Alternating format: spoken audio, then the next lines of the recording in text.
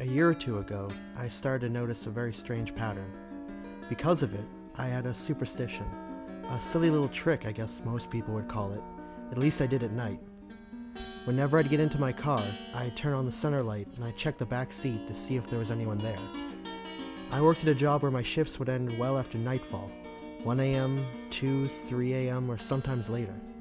It was kind of dangerous, being out that late at night, but I have to be honest.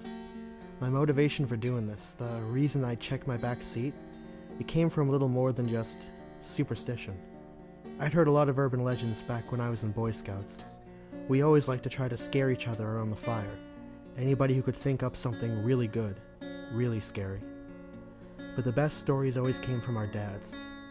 Maybe it was because we listened to them closer, worried about getting a whack to the back of the head or something like that. Or maybe it was because they'd been around long enough to have figured out how to captivate an audience. Like as in, if they didn't know how to, by the time they were in their 40s or 50s, they weren't going to learn now. But maybe it was just because if they had a story that was good enough to tell us, and, as predicated by my previous assumption, they were good enough at telling it, then there was enough of a truth, even a hint of truth, to make it sound real to us kids. I can remember one time I was camping pretty late in the season. It was almost November, and my troop was getting ready for a winter relay race we do every year.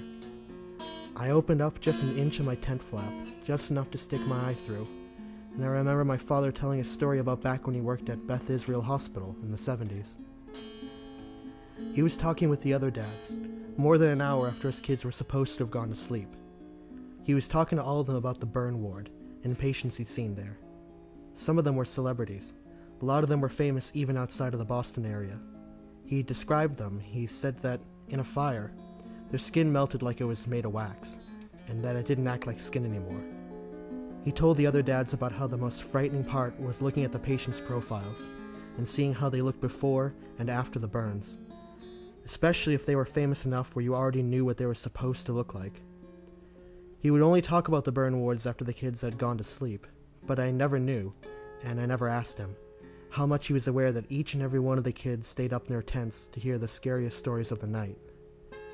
There were 3 very specific things about those stories that I still remember. First, he'd only tell that story when it was cold out, a dry New England cold where you can smell snow coming.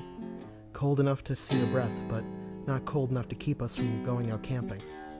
Second were the patient's eyelids. One of the biggest things that most people don't think of when they think of being burned alive is the skin around their eyes. In most cases, the skin membranes ooze out and reform at the base of the eyeballs, fusing their eyes shut and blinding the victim. Some of them had their eyelids surgically reopened, while others had their eyes left grafted shut after X-rays showed that the temperature and the air pressure of the fire were so high that their eyeballs had literally popped. And third, the biggest thing that he always remembered, more than their skin or their eyes or their hair, were their fingernails. The patient's hands were the only part of their body that he had to touch when distributing medications, and this is probably why he attributed so many sleepless nights to the memories of their hands.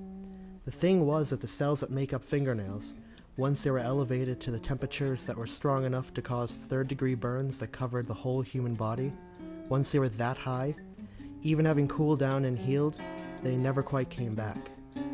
The integrity of the nails remained weak and frail years and years, even decades, after the rest of the patient's body recovered.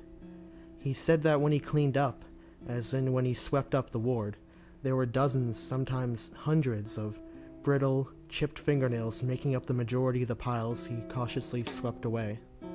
He likened it to a home that had a long-haired dog, where most of the dirt and filth clung together by the fibers of the dog's hair because they were so numerous, so many. The pattern that I mentioned earlier, before I explained my little story about my days back in Boy Scouts, is that I've been finding fingernails in my back seats that first and foremost irrefutably come from a human, but do not, I am certain, come from me. The first thing that I thought of were my clients. I've been working in a facility for the elderly for a few months, and sometimes I drive my patients in my own car. I rationalize the strange little messes that I would find as some of them acting lazily, picking at their nails, or even purposefully making an effort to leave a disgusting waste in my car. The way that those in elderly care often enjoy getting an immature rise out of people, whether it be positive or negative attention. That is until this one day I went out to my car and saw someone trying to open my back door. It was dark, and when I yelled out to him, he looked right at me and immediately bolted off into the woods. I wish I could say that I didn't get a good look at his face. After all, that's what I told the police when I reported the attempted break-in. But I did see his face. That is, if you could call it a face. It's difficult to describe now, despite how vivid the image remains in my mind. It's not difficult because of how much time has passed, and it's not difficult because of how frightened I was, and am frightened again now just thinking of that night. It is difficult to describe because I've never seen a person who was that badly burned, and having no hair, no ears, no eyes, nothing but an open, gaping mouth.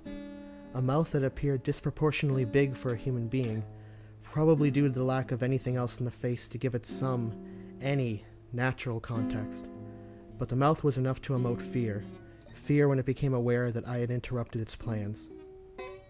A lot of people check their back seats before they drive because of superstition. Everyone has grown up hearing about that story of the man with the knife hiding in the back, and the truck driver flashing his high beams who is misunderstood until the horror is revealed. This story often still lashes through the minds of a whole generation of drivers whenever they're blinded by the high beams on some dark old highway. I would probably laugh at them like you would, or at least get them to explain themselves and how childish they were acting. It doesn't take a man with a knife to get a stranger to start noticing their surroundings, but it only took me one visit to the burn ward at Beth Israel Hospital to find out how many patients had disappeared unaccounted for.